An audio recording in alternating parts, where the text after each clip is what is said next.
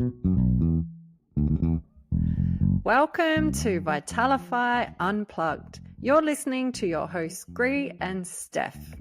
In this podcast, we talk about everything health and well-being, science and technology, and ancient wisdom. This is for the quirky humans navigating the messy middle, looking for the path to true vitality. It's for the curious minds and tired bodies looking for clarity, energy, and inspiration that works your way.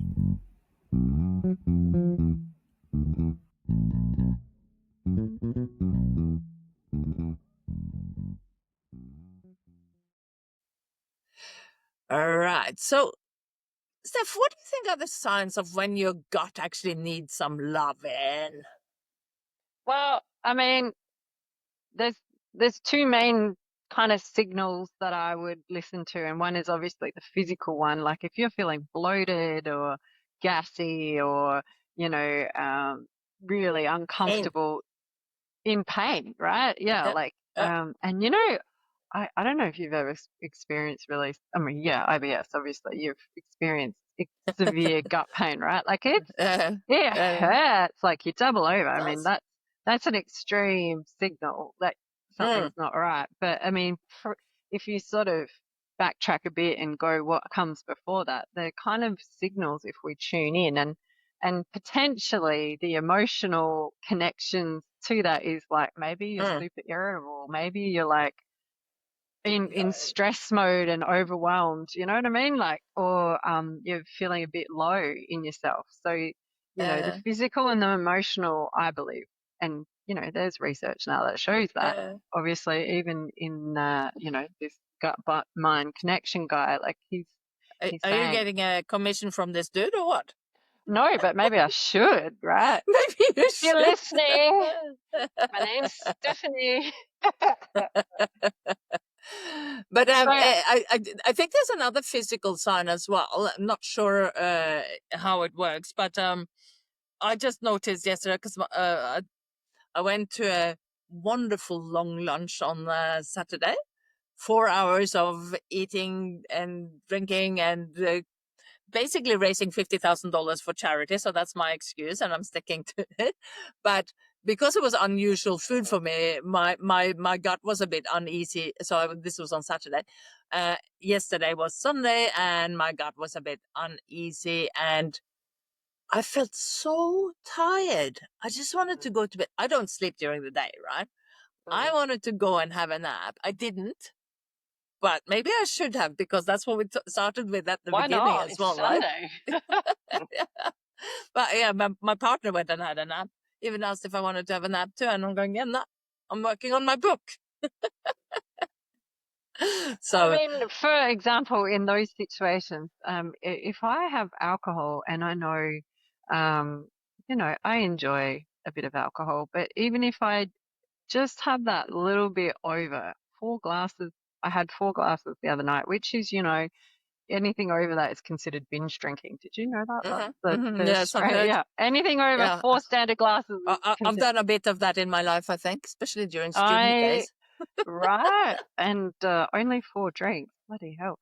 But even they're standard drinks too. They're not drinks; they're standard drinks. Right? But my gut after alcohol it takes me a good 2 days to get my gut health back on track, and I am definitely sleepy, irritable, and moody. Yeah. Anyway, so there's signs, right? There's signs. Yeah. And all of these signs that we can all feel, but we kind of go, well, I do anyway. I just go away, but they're so common. And I think, I don't know if they're more common in women than in men, but I think that women notice their body a little bit more than men often, right? And because we are also navigating different things than men are often, juggling a million things in parallel, and stress, hormones, midlife shifts, especially women over 35, 40, if you can say, and burnout, because there's so much on us. So, but it's not normal to feel like this all the time, right? No, exactly. And I guess that's the point too. Like if it going over the threshold of, I know that I had 4 drinks on Friday night and my gut's not happy on Saturday, but then it sort of slowly recovers at least by Monday. You know what I mean? Like, Yeah. it's not as But quick as it do used you to be. really want to ruin your Sunday with that, or But Saturday? Yeah. I ask myself that every time, but whatever. Um, so, So but so it's interesting it's though the because it's consistent. The yeah, yeah, difference is the consistency of it. yeah. And I'm curious, Gry, about that test you were talking about Oh yeah, before, yeah, yeah. whether that might be a really helpful tool, because it's really uncomfortable to do a poo stall or go get like bloods drawn out. You know what I mean? Like, so You don't really I want to be doing that every time you've had 4 drinks, right? no way. But I mean, you don't really want to be testing all the time anyway. But No. if it's something that's persistent and consistent and it's Yeah, yeah. not, you can't pinpoint it, that's where this test Uh, might, I mean, I don't know much about it, but I'm no, no. curious. Curious. Well, Tell me it's more only about it. just come What do out, you know? right? It's only yeah. What do I know? It's only just come out, so I'm slowly trying to get my head around it because it's not something I've thought a lot about. It's something that the health professionals do, right? So you go to the doctor, you go to the what are they called, the DNA specialists and things like that do a full gut test, and it's comprehensive and it's really expensive as well to get it done and get a Mm. plan and all that sort of stuff. But I had a quick look at all the data that they provided, and I threw it into ChatGPT and I asked it to tell it to me in plain English or in layman's terms or whatever it's Mm. called nowadays. So what it does, it doesn't just measure what's in your gut, but it actually looks at how well your gut and your body are working together. So not just looking at what you have in your gut, but how that actually But functions in a way. are you saying but it's not a proper blood test, right? Like it's a finger prick blood test, It's like a finger prick test. It's like a like a glucose. diabetes Yeah. glucose test. Yes, yes, Mm. that Mm. sort of stuff. And I haven't done this one yet, but I do the omega-3 test, and it's really really easy. I always pick this finger on my left hand because I'm right-handed, but it doesn't really do anything. Put a couple of drops on it, send it off. Results come back, and it tells you a lot about the health. And I put a lot of research into it behind the scenes, I think so. So what they measure a key compound that's called IPA. I don't even know if I can pronounce this. Indole 3 propionic acid, made by healthy gut bacteria, which shows how well your gut barrier is holding up and how much antioxidant protection your system actually has. So it's Mm. measuring how it's functioning rather than just what you've got in there. And Yeah. in short, it tells you what your gut is doing for you, not just what's inside. And so it's a simple blood test instead of that messy stuff, cleaner, more consistent, and more reflective of what actually happens. And I guess with I usually do that colon cancer test, so know all Oh about yeah. that Mm. every few Mm. years. Mm. The science looks like it's pretty rock solid, and it's done by an accredited lab that uses advanced technology. And it's already been tested on thousands of people, and you can actually retest after 120 days. So this is a test that you could do at home or with your friend or Mm. with me Yeah. on Zoom if you like, I guess. But it is built by a global team, I think, of scientists and health experts who have spent years refining the method to make it reliable. So it's kind of Gonna be interesting. to me it's really interesting. I can't wait to Yeah, try it. So I mean, I'll put my order in already, I'm gonna but try it. good. But I think it comes in addition. I mean, it's not going to be something you do every day, right? But No, it no, tells no. you something about what you could be doing and how it's functioning. So I I think guess just having that result there, yeah. yeah, that's what I was gonna say. If they Mm. send you a baseline and then you do engage with, like you do the bloods, and then if whatever you do to rectify or address Yeah, yeah, yeah, whatever their output of information is, and then yeah, you adjust your behaviors and your diet and yeah, your yeah. things, And I and then think you the Xenos, retest, yeah, yeah, that's that's true. you've got a Yeah, yeah, marker of the in yeah, between, like what's working and what's not yeah. working. you yeah. become your own scientist, your own Let's not go there. Let's not become health practitioners, all of us. But I think translating it into I guess plain English, plain language that we can all understand, and not overcomplicating it. I did actually get a full DNA uh, test a few couple of years back, and there was so much information. I was like, yeah, what? And all these charts and things, and I could read it, but I'm like, but I mm, don't know what it means. What does that actually mean? Oh, you're mm, fructose intolerant, and I'm going, yeah, and I like my what apples, if right? yeah. So what do I Yeah. have to do? Yeah. So Yeah. so I think it's to me that's where it we're getting power into our own hands in a way, right? Yeah. In that we can test, we can look at it, we can go, okay, these are the changes I want to do. But if I look at it, the similar thing with the balance oil, the Yeah. omega-3 supplements, which I have been using, and the test there, that was kind of really interesting because I know how to measure it, and it went down to well within the what you call it, recommended range within 120 days. So you're So I saying with see this that. gut test, they'll do something similar, as in you do your test, you take a range of the supplements for Yep, a certain time, and then you retest, and you can yep, see how it's adjusted. But yep, what they're actually pinpointing is what it is in your yep, gut that needs to rebalance yep, to be more yep. efficient in its metabolism of Yeah, and digestion. it'll be different what other people need, and that's why. So Zinzi now has a prebiotic that they Mm, use, mm. that they recommend. Might not be the thing for you. I was talking to a friend of mine yesterday, and she said, I'm already taking probiotics. I said, okay, you do that. Good. But this is an But test it interesting out, point. But this is an Yeah. interesting point because Pro versus pre. yeah, I think the Yeah. science is kind of starting to, we kind of know a lot about probiotics, but I think what we're starting to hear is the Yeah. prebiotic Yeah. is Yeah. actually addressing the diversity Yeah. Yeah. of the microbiome, and in the microbiome there's like gazillion. That's exaggerating. There's 100 million or something. Was it trillion? yeah, I don't know. different bacterias, and Yeah. half are good and half are bad.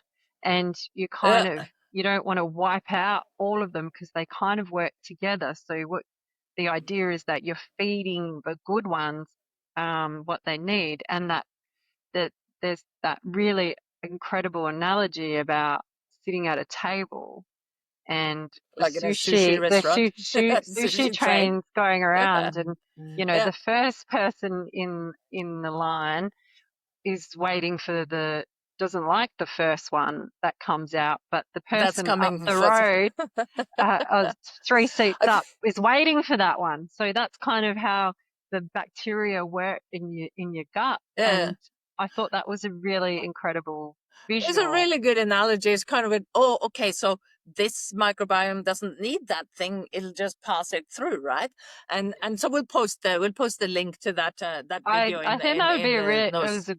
that's Yeah, a great yeah, video to yeah, help explain the gut microbiota and why prebiotics is different to probiotics, yeah, and how that can sort of get in front of the game yeah, on the inflammation and the disruption of the gut microbiota, yeah, because that could be what's influencing the bloating, the brain fog, yeah, the yeah. irritability or whatever. So it's quite fascinating. That's a I fascinating think, yeah. advancement. So in simple terms, I think the way I understand it, right? Probiotics, it kind of replaces, augments your, or replaces your microbiota, biome, whatever, and the prebiotics actually feeds your natural um, um, gut things, right? And I think the other point is that they're talking about how we need a diverse range of fiber. And the Mm, fiber that is kind of what's been missing in the new modern diet because of the ultra processed foods, whereas mm, fibers coming from a range of different things that we used to gnaw on mm, out in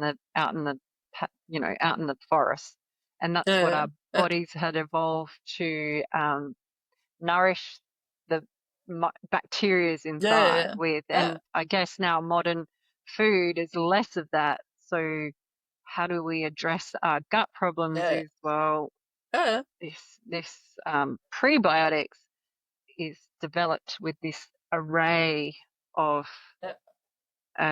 fiber that is now missing from our diet. So that feeds those the different bacteria that need it, Yeah. and the right And I ones. think exactly. But I also think there are things that we can do in our natural life. You don't have to jump on this. You don't have to do anything. But there are some, I guess, other gut healing rituals that we could do. Like, for example, starting the day, starting with daily rituals like morning hydration.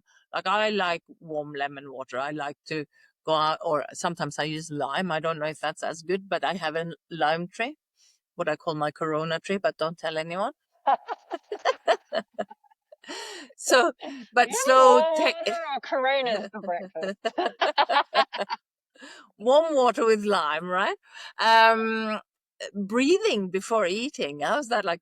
Can I just jump in before that Yeah, though? I mean, yogis, all the the yogis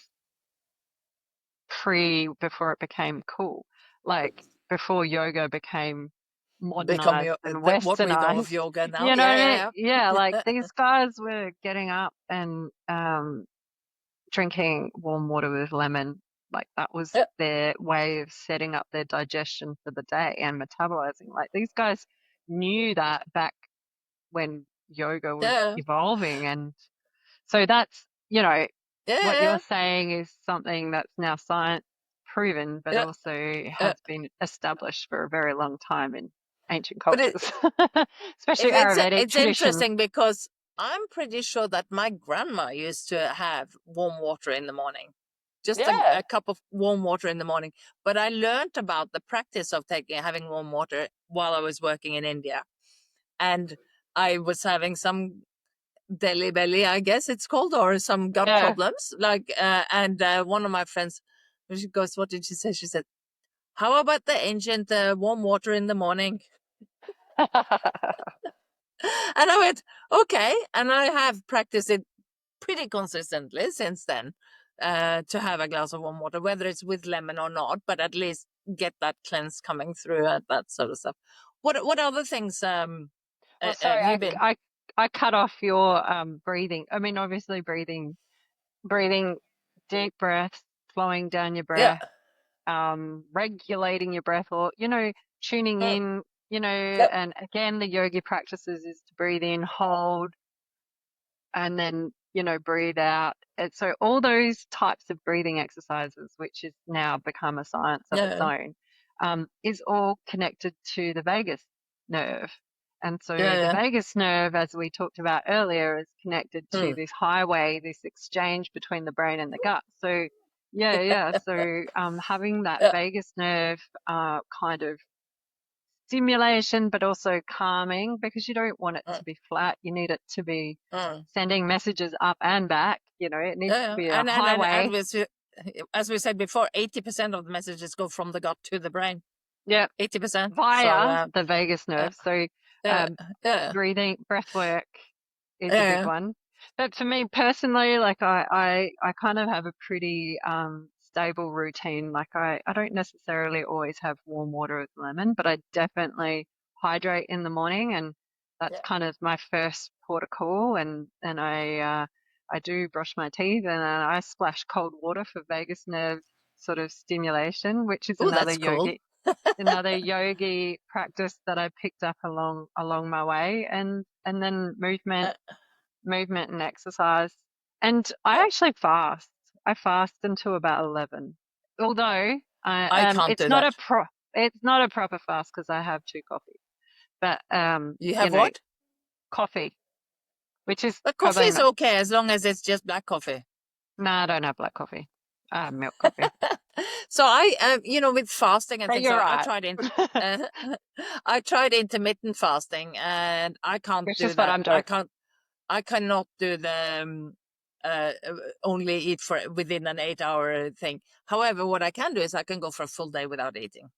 Yeah. So I fast for a full day rather Yep. than the intermittent every day.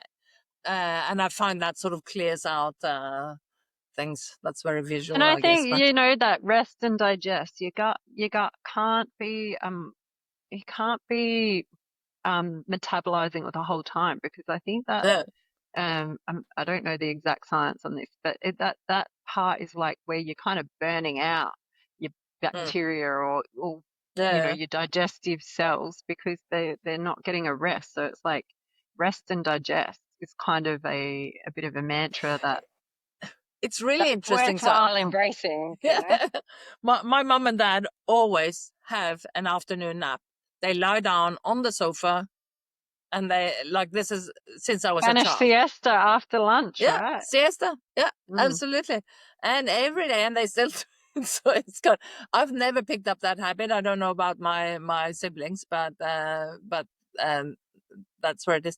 I guess the other thing we have touched on very briefly is like the emotional inflammation, gut and emotional wellness that we touched on briefly before. So I don't know if we need to go into that in more detail, but if you've had a big emotional thing, you actually store the stress in your gut as well. Mm. It's really, uh, I find shame, when people pleasing, all of them live in your gut. I And we've all I done a lot of that. Yeah, right. And I know when I'm in busy mode, super busy mode, and I'm stressed, I don't eat and I lose weight. But and unintentionally, and I'm always like looking for ways to always look a bit better and feel a bit better about my body and my shape and what have you. But ultimately, if I'm stressed, I don't eat, but and then when I do eat, I eat the wrong things, and it all comes out in my skin. Mm. Yeah. And I really work hard on trying to balance what works for my body. And like we've talked about this before as well, what works for your body won't necessarily work for my body. But what I have found that works for my body at this point in this season of my Mm. life is the fasting, is incorporating a little morning routine Mm. ritual. And I Yep. forgot Yep. to mention, after my movement and exercise, I work with CBD oil. I work with the Zenzino balance oils, and I even have an apple cider vinegar shot, which there's some suggestion that it's better to have with warm water, but I just like shot it. And so I'm like, I So, look but like that apple cider tequila vinegar. shots for breakfast, but it's oil. But that's probably in. So it could be lemon lime. It could be apple vinegar Mm. cider thing. That sort of stuff. So it could be a few different things that we deal with it. But yeah, um, But yeah. the somatic stuff is really interesting. I'm not an expert in it, but I definitely have been tuning into a bit of tapping, Mm, mm, tap, mm, mm. tapping and shoulder Yeah. in guided meditations and releasing blocks. That's definitely something. And in my morning routine, I often do a bit of like shaking or a bit of qigong, where you're Bit like of just moving. dancing. And Dancing is then, yeah, good. yeah.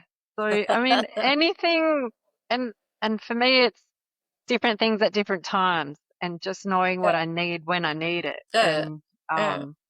it's it's taken practice to get to this point, and a lot of self learning and unlearning. Mm. And And it will probably change in about 2 years. but what I think is, and I do want to, I'll probably mention this every time we're on doing a recording, because I think it's really, really important to not get upset if we don't follow our routines every day, right? So No, I think yeah. that kindness needs to be the lead thing that we do here. So I do qigong most mornings, and I do my exercise most mornings. I have my hot water most mornings, Mm. but I don't beat myself up if I don't do it, because that's not going to do any good for anybody, right? It's not going to be, it's not going to make me do it more often if I feel shame or, let's say, oh, I can't even Guilt, do this. guilt, Guilt, guilt. right? Oh my God. It's not going to make me do it, right? So Yeah. I'd rather go, okay, well, I didn't do it today, but that's okay. But I am loving my new mantra that I'm doing. Thank you very much, Mel Robbins. Yeah, good. Every morning, yeah. Daily mantras. Yeah. Today is going to be a great day. Cool things are happening to me today. This is true. Well, are we doing the same one? I think. So you think we should wrap it all up, Yeah, Gry, let's do and it. Let's do it. pull it all Yeah, let's do together? it. Yeah. Yep. Let's do that, and we might pop out a couple of little Down below. Yeah, absolutely. So, what are we saying today? Gut health isn't punishment; it's a relationship with your brain. I've been getting into relationships. Like You have. different. I'm into relationships. Not just human to human relationships. Like, and this conversation is sparking. What is my relationship with my gut microbiota and those millions of bacteria? So we're gonna have a chat. Hundreds of millions, right? But some of the things that we can do is try it today. Breathe before your next meal. Yeah, and after. And after, have a rest. Have a rest. Let it digest. Gut-loving food. I don't know what's. I mean, we need more fibers in our food, right? Yeah, but and the right fibers. A diverse range of fibers. So yeah. and preferably like raw and not anything bought or processed. Which, not to say that you don't eat that, but just make sure you incorporate a lot of fruit and veggies and grains and wholesome food. Like, I mean, I don't think we don't know that, but it's just a reminder that it's try and do it more often. I'll just a little segue as we wrap up. But when I got that full DNA test, and they told me that I was fructose intolerant, okay. Well, what? I can't have fruit, right? Is that real? You can't have fruit. Well, I have to watch the fruits, like and it's just a signal and things. But I was just going, well, there was a seed of doubt in my mind, and I'm like, can I have apples? Can I not have apples? Can I have, what can I have instead? so it's just an awareness of it. But I found it almost got me less healthy eating. Yeah, I do have a lot of fruit, not so much fruit, but a lot of vegetables. So I made up for it in vegetables. But yeah, it's my favorite's broccoli. Our gut health. I love broccoli. We're gonna wrap this up. I love broccolini. Broccolini is my favorite. Yeah. Yes. Okay. Let's do it. What's our next episode? Our next episode is around brain fog, which you may think we've heard about before, but that was brain rot, right? Now it's brain fog, and everything between the heaven and earth, right? What is it? Let's see. Brain fog. Sync your hormones like your calendar, it says. I don't know if it's just hormones that affect our brain fog, but we'll see. We'll see. Can't wait. Explore. It's all interrelated. It's all interconnected. Yeah. Well, thanks, So Gry. it is. Thank you. We'll put some links in the show notes and put some things in there for people to explore a bit more. But yeah, the brain and the gut, they're connected. Find out how yours works. There's a highway. There's a highway. And we would love to hear from anyone if they've got some experiences or any other wisdom that adds to this and builds to the conversation. So. Yep. Oops. Okay. Yep. Something crashed. See ya. Thank you. Bye. Thanks. Bye.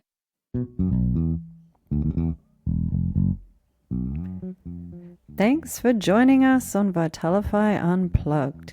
If your gut's talking, are you listening? So if this sparks something, share it, follow us, and drop us a message. We're all about gut wisdom, messy truths, and feeling good from the inside out. And we look forward to seeing you next time.